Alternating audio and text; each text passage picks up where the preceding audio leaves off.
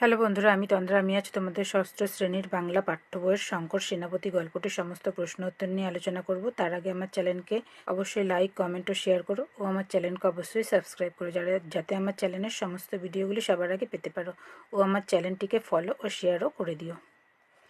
দেখো, শঙ্কর সেনাপতি গল্পটি কার লেখা? গল্পটি শ্যামল গঙ্গোপাধ্যায়ের লেখা। একের দিকে কী আছে দেখো, শ্যামল গঙ্গোপাধ্যায়ের লেখা দুটি বইয়ের নাম লেখো। উত্তর কী হবে দেখো, শ্যামল গঙ্গোপাধ্যায়ের লেখা দুটি বইয়ের নাম হলো বেঁচে থাকার স্বাদ ও ভাস্কো দা গামার ভাইপো।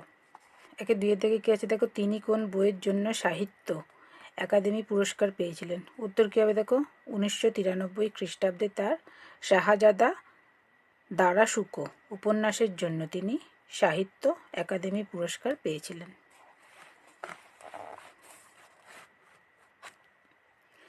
দুইয়ের দিকে কী আছে দেখো, নিচের প্রশ্নগুলির একটি বাক্যে উত্তর দাও। দুইয়ের দিকে কী আছে দেখো, আকন্দবাড়ি স্কুলের ছাত্রছাত্রীরা কোন কোন জায়গা থেকে পড়তে আসে? উত্তর কী হবে দেখো, আকন্দবাড়ি স্কুলের ছাত্রছাত্রীরা কাছাকাছি ভেটুরিয়া, সাইবাড়ি, ঘোলপুকুর ইত্যাদি জায়গা থেকে আসতো। তাছাড়া আকন্দবাড়ির জনা 30 ছেলেমেয়ে পড়তে বসতো। দুইয়ের দিকে কী আছে দেখো, স্কুলের জানলা থেকে কি কি দেখা যায়? উত্তর কী হবে দেখো, স্কুলের জানলা থেকে দেখা যেত আকাশের কত মেঘ, কত পাখি উড়ছে। তাছাড়া দেখা যেত নারকেল গাছের মাথার ওপর দিয়ে কত উঁচুতে ডানা মেলে ভাসছে শঙ্খচিল। তিনের দিকে কী আছে দেখো, শঙ্কর কিসের স্বপ্ন দেখে? উত্তর কী হবে দেখো, শঙ্কর স্বপ্ন দেখে যে শঙ্খচিলের মতো সে ভেসে পড়ে ঘোলপুকুরে গাব গাছের উঁচু ডাল থেকে ঝাঁপ দিচ্ছে বড় দিঘিতে, কিন্তু জলে না পড়ে পাখির মতো ভাসছে সে। ডানা না থাকায় দুই হাতেই সে বাতাস কাটছে। চারের দিকে কী আছে দেখো, শঙ্করের স্বপ্নে বাতাসের রং কী? উত্তর কী হবে দেখো, শঙ্করের স্বপ্নে বাতাসের রং নীলচে। পাঁচের দিকে কী আছে দেখো, এমু ছাড়া উঠতে পারে না, শুধু দৌড়াতে পারে এমন একটি পাখির নাম লেখো। উত্তর কী হবে দেখো, এমু ছাড়া এমন একটি পাখি হলো উট পাখি। তিনের দিকে কী আছে দেখো, গল্প থেকে একই অর্থযুক্ত শব্দ খুঁজে নিয়ে লেখো। প্রথমে কী আছে দেখো, বিদ্যালয়, বিদ্যালয়ের কী হবে? স্কুল। অনিল, অনিলের কী হবে? বাতাস। জগৎ, জগতের কী হবে? পৃথিবী। একাগ্র চিত্তর কী হবে? একমনা। পাখার কী হবে? ডানা। রোপণ করার কী হবে? রোয়া। চারিদিকে কী আছে দেখো, বিপরীতার্থক শব্দ লিখে তা দিয়ে বাক্য রচনা করো। প্রথমে কী আছে? ভিজে, অর্থাৎ এখানে ভিজে দিয়েছে, ভিজের বিপরীত শব্দ তোমাদেরকে লিখে সেই শব্দটা দিয়ে বাক্য রচনা করতে হবে। আমি দেখো শব্দটা লিখিনি, শব্দটা দিয়ে ডাইরেক্ট আমি বাক্য রচনা লিখে দিয়েছি। দেখো, ভিজের বিপরীত কী হয়? শুকনো। শুকনো দিয়ে কি লিখেছি? ভিজে কাপড় বেশিক্ষণ রোদে থাকলে শুকনো খটখটে হয়ে যায়। তারপরে কি আছে? রাত, রাতের বিপরীত কী হয়? দিন। দিন দিয়ে কি লিখেছি দেখো, দিনে দরজা জানলা খোলা রেখে দিতে হয় হাওয়া প্রবেশ করানোর জন্য। বাইরের বিপরীত কী হবে? ভেতরে। ভেতরে দিয়ে কি লিখেছি? বাইরে থেকে এলে হাত পা ধুয়ে ভেতরে ঢুকতে হয়। গাঢ়র কী হবে? হালকা। হালকা দিয়ে কি লিখেছি দেখো, হালকা লাল রং আমার খুব প্রিয়। বিশ্বাসের কী হবে? অবিশ্বাস। অবিশ্বাস দিয়ে কি লিখেছি? কাউকে চট করে অবিশ্বাস করতে নেই। পাঁচে কী আছে দেখো, সন্ধি বিচ্ছেদ করো। প্রথমে কী আছে? বঙ্গোপসাগর। বঙ্গোপসাগরকে সন্ধি বিচ্ছেদ করলে কী হবে দেখো, বঙ্গযুক্ত উপসাগর। তারপরে কী আছে? তন্ময়। তন্ময়কে সন্ধি বিচ্ছেদ করলে কী হয়? তৎযুক্ত ময়। তারপরে কী আছে? সাবধান। সাবধানকে সন্ধি বিচ্ছেদ করলে কী হয়? সযুক্ত অবধান। তারপরে কী আছে? ত্রিশেক। ত্রিশেককে সন্ধি বিচ্ছেদ করলে কী হবে? ত্রিশযুক্ত এক। তারপরে কী আছে? পঞ্চানন। পঞ্চাননকে সন্ধি বিচ্ছেদ করলে কী হবে? পঞ্চযুক্ত আনন। ছয় কী আছে দেখো, নিচের শব্দগুলির কোনটি বিশেষ্য এবং কোনটি বিশেষণ তা খুঁজে নিয়ে আলাদা দুটি স্তম্ভে সাজাও। এরপর বিশেষ্যগুলির বিশেষণের রূপ এবং বিশেষণগুলির বিশেষ্যের রূপ লেখো। প্রথমে কি দিয়েছে? প্রকৃতি, তারপরে ব্যথা, তারপরে মাটি, তারপরে বিশ্বাস, তারপরে জল, তারপরে মাঠ, তারপরে শব্দ। দেখো উত্তরে কি লিখেছি? এদিকে বিশেষ্য, এদিকে বিশেষণ লিখে নিয়েছি। দেখো প্রথমে কি আছে? প্রকৃতি। প্রকৃতির বিশেষণ কি? প্রাকৃতিক। ব্যথার বিশেষণ কি? ব্যথিত। মাটির বিশেষণ কি? মেটে। বিশ্বাসের বিশেষণ কি? বিশ্বস্ত বা বিশ্বাসী। তোমরা দুটোর মধ্যে যে কোনো একটা লিখতে পারো। জলের বিশেষণ কি? জলীয়। মাঠের বিশেষণ কি? মেটো। শব্দর বিশেষণ কি? শাব্দিক।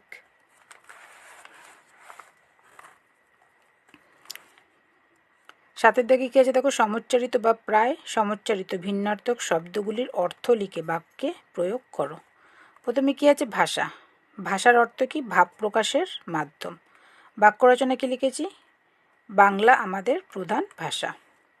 তারপরে কি আছে? ভয়াকার দন্ত সহায়কার। ভাষা দিয়ে কী হবে? ভেসে থাকা। বাক্য রচনা কি লিখেছি? কাঠ জলে ভেসে থাকে। তারপরে কি আছে? পড়ে। পড়ে মানে পতিত হয়। বাক্য রচনা কি লিখেছি? আমাদের কুল গাছ থেকে টুপটাপ করে কুল পড়ে। তারপরে কি লিখেছি? পরে। পরে দিয়ে কি লিখেছি? পশ্চাতে। বাক্য রচনা কি লিখেছি? রাতের অন্ধকারের পরে আসে দিনের আলো। তারপরে কি আছে? শঙ্কর। শঙ্কর দিয়ে কি লিখেছি? শিব বা মহাদেব। বাক্য রচনা কি লিখেছি? আমার আরাধ্য দেবতা হলো শঙ্কর। তারপরে কি লিখেছি? শঙ্কর। শঙ্কর দিয়ে কি লিখেছি? মিশ্রণ। বাক্য রচনা কি লিখেছি? পিতল, কাঁসা এগুলি হলো শঙ্কর ধাতু। তারপরে কি আছে? মাথা। মাথা মানে মস্তক। বাক্য রচনা কি লিখেছি? মস্তক হলো শরীরের শীর্ষ অংশ। তারপরে কি লিখেছি? মাতা। মাতা দিয়ে লিখেছি মা। মা দিয়ে বাক্য রচনা কি লিখেছি? আমার মা হলো পৃথিবীর সবচেয়ে ভালো মা। তারপরে কি আছে? বাঁশ। বাঁশ দিয়ে কি লিখেছি? এক প্রকার গাছ। বাক্য রচনা কি লিখেছি? বাঁশ হলো সবচেয়ে লম্বা ঘাস। তারপরে কি আছে? বাস। বাস দিয়ে কি লিখেছি? বসবাস। বাক্য রচনা কি লিখেছি? আমরা পশ্চিমবঙ্গে বসবাস করি। আটে কি আছে দেখো, গল্পে বেশ কিছু পাখি ও গাছের নাম আছে। এই পাখি ও গাছের নামের তালিকা তৈরি করে এগুলি সম্পর্কে তথ্য জানিয়ে নামের পাশে পাশে লেখো। প্রয়োজনে শিক্ষক শিক্ষিকার সাহায্য নাও। এগুলি ছাড়াও তোমার জানা আরও কিছু পাখি বা গাছের নাম, তাদের বৈশিষ্ট্য লিখে নিজের ছকটি পূরণ করো। অর্থাৎ দেখো, এখানে তোমাদেরকে একটা ছক দিয়ে দিয়েছে। প্রথমে দিয়েছে পাখির নাম, তারপরে আকার, তারপরে রং, তারপরে ঠোঁট, তারপরে লেজ, তারপরে পা, তারপরে ঝুঁটি। একটা তোমাদের করে দিয়েছে দেখো, দুর্গা টুনটুনি। দুর্গা টুনটুনি পাখির আকার কি? ছোট। রং কি? বেগুনি। ঠোঁট কেমন? সরু, লম্বা ও বাঁকানো। লেজ কেমন? ছোট। পা কেমন? সরু, লম্বা। আর ঝুঁটি নেই। তোমাদের এরকমই অন্য পাখির নাম লিখে তাদের সম্বন্ধে লিখতে হবে এই বক্সের মধ্যে। আমি কি লিখেছি দেখো, বক। বকের আকার কেমন? বড়। রং কেমন? সাদা। ঠোঁট কেমন? লম্বা ও সরু। লেজ কেমন? ছোট। পা কেমন? সরু, লম্বা। ঝুঁটি নেই। তারপরে কি লিখেছি? মাছরাঙা। মাছরাঙা কি লিখেছি? আকার মাঝারি। রং নীল হলুদ। ঠোঁট লম্বা ও সরু। লেজ কেমন? মাঝারি। পা কেমন? সরু। ঝুঁটি নেই। একইভাবে গাছের নামও লিখতে হবে। প্রথমে কি লিখেছি দেখো, আম। আমের আকার কি লিখেছি? বড়। কি জাতীয়? বৃক্ষ জাতীয়। পাতাগুলো কেমন? লম্বাটে। ফুল কেমন? মুকুল। কারণ আমরা জানি আমের ফুলকে কি বলে? মুকুল। ফল কেমন? মিষ্টি ও রসালো। কোথায় দেখেছ? বাড়ির বাগানে। তোমরা অন্য কোথাও দেখে থাকলে সেটাও লিখতে পারো। আচ্ছা, এখানে আর একটা কথা বলি। আকার মানে কিন্তু এখানে আম গাছের কথা বলা হয়েছে, আমের কথা না। আম গাছ কেমন? বড়। তারপরে কি আছে দেখো, নারকেল। নারকেল গাছ। নারকেল গাছ আকারে কেমন? খুব লম্বা। কি জাতীয়? বৃক্ষ জাতীয়। পাতাগুলো কেমন? লম্বা ও কাঠিযুক্ত। ফুল কেমন? সাদা। ফল কেমন? বড় ও জল ভরা। কোথায় দেখেছো? বাগানে। তারপরে কি গাছের নাম লিখেছি দেখো, কলা। কলা গাছ আকারে কেমন? লম্বা। কি জাতীয়? শাখা প্রশাখা বিহীন। পাতাগুলো কেমন? লম্বা ও চওড়া। ফুল কেমন? লাল, যেটাকে বলে মোচা। ফল কেমন? লম্বা। কোথায় দেখেছো? বাড়ির বাগানে।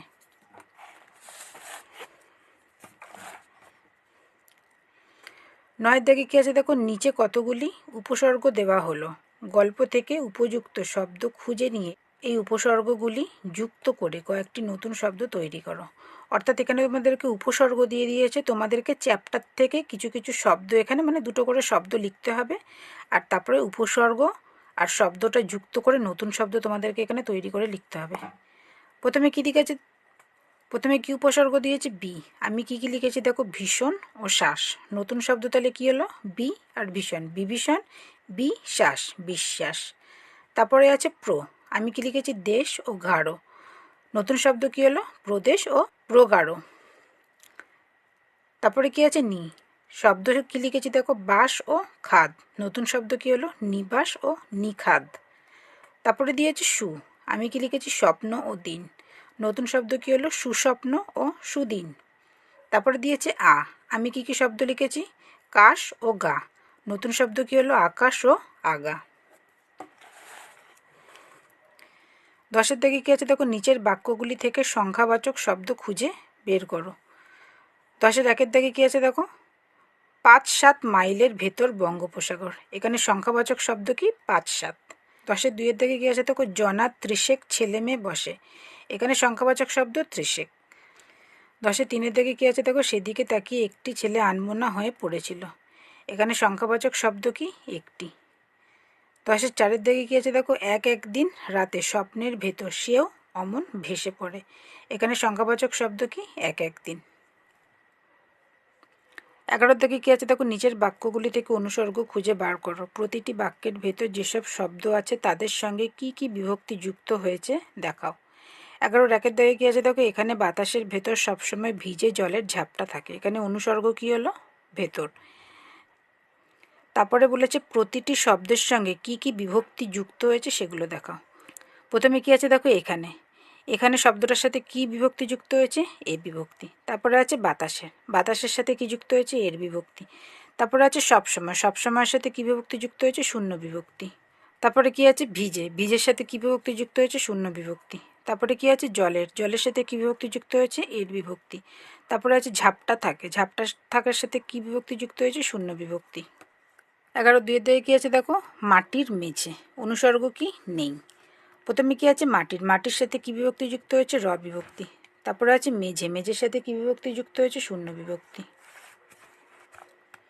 তারপরে 11-3 দাগে কি আছে দেখো? সেই জানলা দিয়ে মেঘ দেখা যায় আকাশের। এখানে অনুসর্গ কি? অনুসর্গ হলো দিয়ে। তারপরে কি আছে দেখো? সেই জানলা মেঘ দেখা যায়।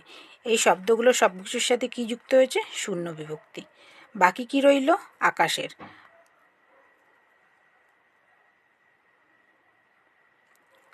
বাকি কি রইল? আকাশের। আকাশের সাথে কি বিভক্তি যুক্ত হয়েছে? এর বিভক্তি।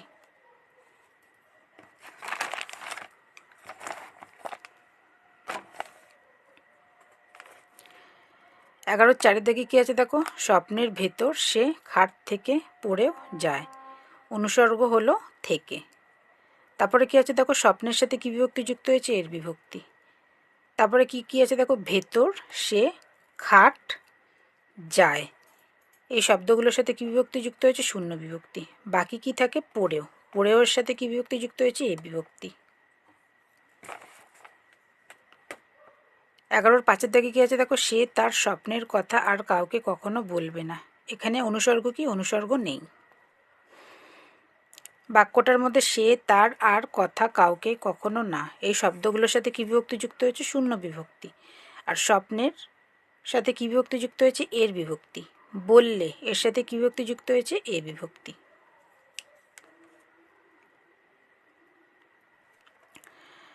12 দাগে কি আছে দেখো? নিচের বাক্যগুলি থেকে উদ্দেশ্য ও বিধেয় অংশ খুঁজে নিয়ে লেখো। 12-1 দাগে কি আছে দেখো? আকন্দবাড়ি স্কুলের ক্লাস 5-এ বিভীষণ দাস এমু পাখির কথা বলেছিলেন। এখানে উদ্দেশ্য কোনটা? যেটা দাগিয়েছি সেটা, অর্থাৎ আকন্দবাড়ি স্কুলের ক্লাস 5-এর বিভীষণ দাস। আর বাকিটা যেটা দাগায়নি সেটা হচ্ছে বিধেয়।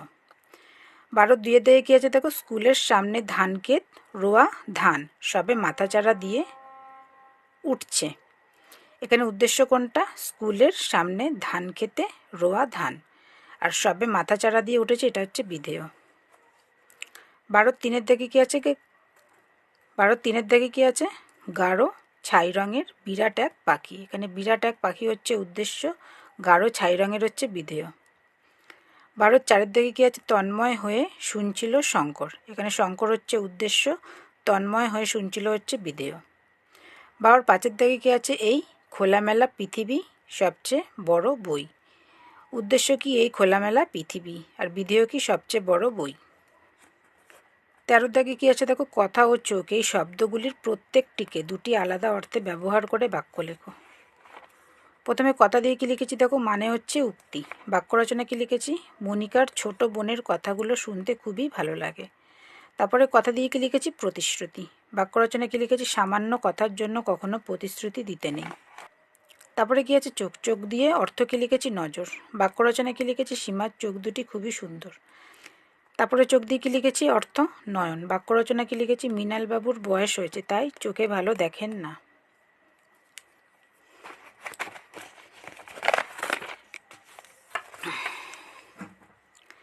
14 দাগে কি আছে দেখো, পাঠ্যাংশ থেকে 7টি জোর বাঁধা সাধিত শব্দ খুঁজে লেখো। দেখো পাঠ্যাংশ থেকে 7টি বেশি আমি লিখেছি। সাধিত শব্দ কি কি লিখেছি দেখো, মিহিদানা, শঙ্খচিল, মাস্টারমশাই, সেনাপতি, গাছপালা, খোলামেলা, পর্বতমালা, ধানক্ষেত, বড় দিঘি, প্রকৃতি বিজ্ঞান। তারপরে 14 দাগে কী আছে দেখো, নিচের বাক্যগুলির মধ্যে কোনটি সরল, কোনটি জটিল ও কোনটি যৌগিক বাক্য তা খুঁজে নিয়ে লেখো। 14 একের দাগে কী আছে দেখো, জানলায় কোনো শিক নেই, এটা হচ্ছে সরল বাক্য। 14 দুইয়ের দাগে কী আছে দেখো, জেগে থাকতে দেখা আর স্বপ্নে দেখা জিনিস আজকাল শঙ্করের গুলিয়ে যাচ্ছে, এটা হচ্ছে যৌগিক বাক্য। 14 তিনের দাগে কী আছে দেখো, পাখি দেখার জন্য যখন মাঠে বা বাগানে ঘুরবে তখন খুব সাবধানে পা টিপে টিপে চলবে, এটা হচ্ছে জটিল বাক্য। 14 চারের দাগে কী আছে দেখো, বিভীষণ মাসাই যে তাকে এমন একটা কথা বলবেন তা ভাবতে পারেনি শঙ্কর, এটা হচ্ছে জটিল বাক্য।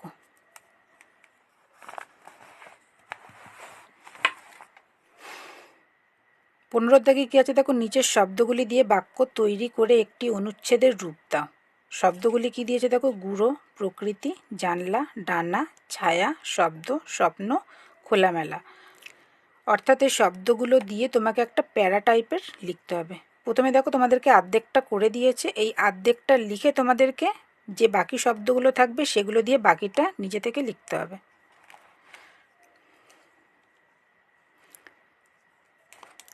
দেখো আর্ধেকটা যেটা লিখেছে আমি সেটা আগে খাতায় লিখেছি, তারপরে বাকিটা লিখেছি। দেখো বইতে লেখা প্রথম অর্ধেকটা হচ্ছে বিন্দু বিন্দু জল এতটা, আর এই বাকিটা হচ্ছে আমি লিখেছি। কি আছে দেখো, বাইরে হাওয়ায় বৃষ্টির গুঁড়ো উড়ে বেড়াচ্ছে, জানলা দিয়ে এক মনে তাকিয়ে দেখছে ঝিমলি, প্রকৃতি যেন রোজ নতুন নতুন সাজে এসে হাজির হয়, গাছে বসা সবুজ টিয়ার ডানায় মুক্তোর মতো বিন্দু বিন্দু জল। তারপর আমি কি লিখেছি দেখো, দিঘির জলে ঝুঁকে পড়া খেজুর গাছের ছায়া পড়ছে, পাখিদের কলতানের শব্দ শোনা যাচ্ছে, মনে হচ্ছে যেন এক স্বপ্ননগরী, খোলামেলা এমন এক অনবদ্য সুন্দর প্রকৃতি ঝিমলির সবচাইতে পছন্দের। 16 দাগে কী আছে দেখো, নিজের প্রশ্নগুলি নিজের ভাষায় উত্তর লেখো। 16 একের দাগে কী আছে দেখো, পাগলা বাতাসে তার ঢেউয়ের গুঁড়ো সবসময় উড়ে আসছে, এখানে বাতাসকে পাগলা বলা হলো কেন। উত্তর কি লিখেছে দেখো, শ্যামল গঙ্গোপাধ্যায়ের লেখা শঙ্কর সেনাপতি গল্পে আকন্দবাড়ি নামে যে গ্রামের কথা রয়েছে সেখান থেকে বঙ্গোপসাগরের দূরত্ব মাত্র 5-7 মাইলের মধ্যে, তাই বাতাসে সবসময় জলীয় বাষ্প বিদ্যমান, এখানকার বাতাস তাই কখনো মৃদুমন্দ ও কখনো উত্তালভাবে প্রবাহিত হওয়ায় এখানে বাতাসকে পাগলা বলা হয়েছে।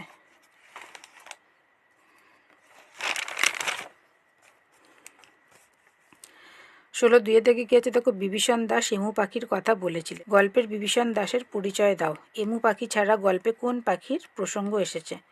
উত্তর কি লিখেছে দেখো, শ্যামল গঙ্গোপাধ্যায় লেখা শঙ্কর সেনাপতি গল্পে আকন্দবাড়ি স্কুলের প্রকৃতি বিজ্ঞানের শিক্ষক ছিলেন বিভীষণ দাস, তিনি খুব কড়া প্রকৃতির মাস্টারমশাই হলেও মনের দিক থেকে ভালো, তার গলার আওয়াজ গম্ভীর। পরের উত্তরটা কী হবে দেখো, এমু পাখি ছাড়া গল্পে শঙ্খচিল, মাছরাঙা, কাক, পানকৌড়ি, তিতির, ডৌখোল, বাজ, হাড়ি চাচা প্রভৃতি পাখির প্রসঙ্গ এসেছে। 16 তিনের থেকে কী আছে দেখো, শঙ্কর বুঝলো কোথাও একটা বড় ভুল হয়ে যাচ্ছে, কে এই শঙ্কর, তার স্বভাবের প্রকৃতি কেমন, তার যে কোথাও একটা বড় ভুল হয়ে যাচ্ছে এটা সে কিভাবে বুঝতে পারল। উত্তর কী হবে দেখো, শ্যামল গঙ্গোপাধ্যায়ের লেখা শঙ্কর সেনাপতি গল্পে আকন্দবাড়ি স্কুলের ক্লাস 5-এর এক ছাত্র হলো শঙ্কর। পরের উত্তরটাকে লিখেছি দেখো, শঙ্কর খুব সরল, ভাবুক ও আনমনা প্রকৃতির ছেলে, সে খুবই কল্পনাপ্রবণ। সে প্রকৃতিপ্রেমী। প্রকৃতির প্রতিটি জিনিসই তার পছন্দের, বিশেষ করে পাখি। তাই সে জেগে জেগেও পাখির স্বপ্ন দেখে। এমনকি ঘুমিয়েও সে দেখে যে সে পাখির মতো ডানা মেলে আকাশে উড়ছে। তারপরের উত্তরটা কী হবে দেখো, ক্লাসে পড়ার সময় সে পড়ায় মন না দিয়ে বাইরের প্রকৃতির দৃশ্য দেখতে বিভোর হয়ে থাকত। তাই মাস্টারমশাই কী পড়াচ্ছেন তা নিয়ে শঙ্করকে প্রশ্ন করলেও সে তার আন্দাজে উত্তর দিত। ফলে মাস্টারমশাই ঠাট্টার সুরে উত্তর দিলে শঙ্কর বুঝতে পারত যে সে কোথাও একটা বড় ভুল করেছে। 16-4 দাগে কী আছে দেখো, এমু পাখির যে বর্ণনা শঙ্কর দিয়েছে তার সঙ্গে পাখিটির মিল বা অমিল কী লেখো। উত্তর কী লিখেছে দেখো, শ্যামল গঙ্গোপাধ্যায়ের লেখা শঙ্কর সেনাপতি গল্পে শঙ্কর এমু পাখির যে বর্ণনা দিয়েছিল তার মাস্টারমশাইকে, তার সাথে বাস্তবতার কোনো মিল ছিল না, কারণ এসব তার স্বপ্নে দেখা। শঙ্কর বলেছিল যে গাঢ় ছাই রঙের বিরাট বড় এক এমু পাখি, বাজ পাখির চেয়েও বড়, চওড়া বুক। পাখিটি ওড়ার সময় ডানা দিয়ে বাতাস কাটার শব্দ হয়, অথচ বাস্তবে এমু পাখি হলো দৌড়বাজ পাখি, কারণ এরা উড়তেই পারে না। এরা থাকে সুদূর আন্দিজ পর্বতমালায়। এরা 3 বছরে একবার মোটে 2টো করে বড় বড় ডিম পাড়ে।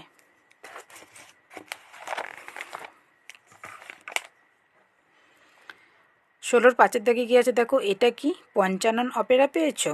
অপেরা বলতে কি বোঝো? এখানে অপেরার প্রসঙ্গ এলো কেন? উত্তর কী হবে দেখো, শ্যামল গঙ্গোপাধ্যায়ের লেখা শঙ্কর সেনাপতি গল্পে অপেরা বলতে যাত্রা দলকে বোঝানো হয়, যেখানে পাঠ করে বানিয়ে বানিয়ে বলে যেতে হয়।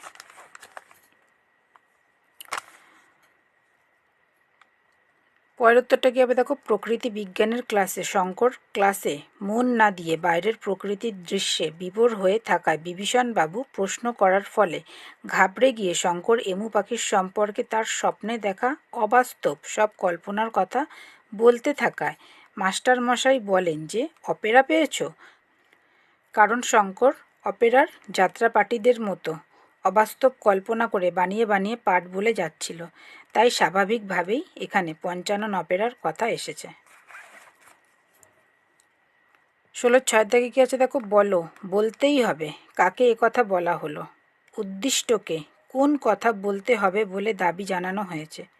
উত্তর কী লিখেছি দেখো, শ্যামল গঙ্গোপাধ্যায়ের লেখা শঙ্কর সেনাপতি গল্পে শঙ্করকে প্রকৃতি বিজ্ঞানের শিক্ষক বিভীষণ দাস একথা বলেছেন।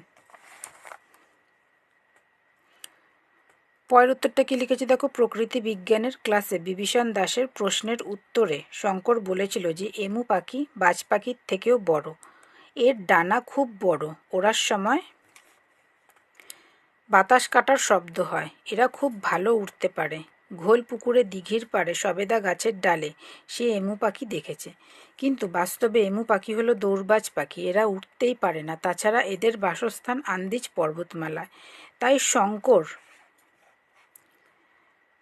তাই শঙ্করের অবাস্তব সব কথায় রেগে গিয়ে বিভীষণ দাস দাবি জানায় যে শঙ্করকে বলতে হবেই যে কিভাবে ঘোল পুকুরে সবেদা গাছে সে এমু পাখি দেখেছে।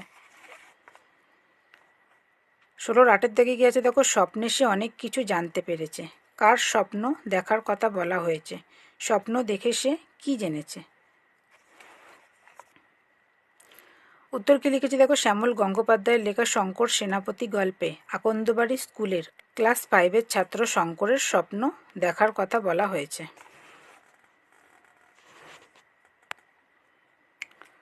পরের উত্তরটা কী লিখেছি দেখো, স্বপ্ন দেখে শঙ্কর জেনেছে যে স্বপ্নে বাতাসের রং নীলচে, বাড়ি ঘরদোর সব খয়েরি রঙের। স্বপ্নে ধাক্কা খেলে কিংবা গুঁতো খেলে কোনো ব্যথাই লাগে না, ঠিক যেন ঘোল পুকুরে বড় দিঘিতে ডুব দিয়ে মাটি তোলার পর ভেসে ওঠার মতো। জলের নিচে পোতা বাসে গা ঘষে গেলেও যা টের পাওয়া যায় না। 16-9 দাগে কী লিখেছি 16-9 দাগে কী আছে দেখো, পাখি দেখার জন্য যখন মাঠে বা বাগানে ঘুরবে তখন কিভাবে চলতে হবে।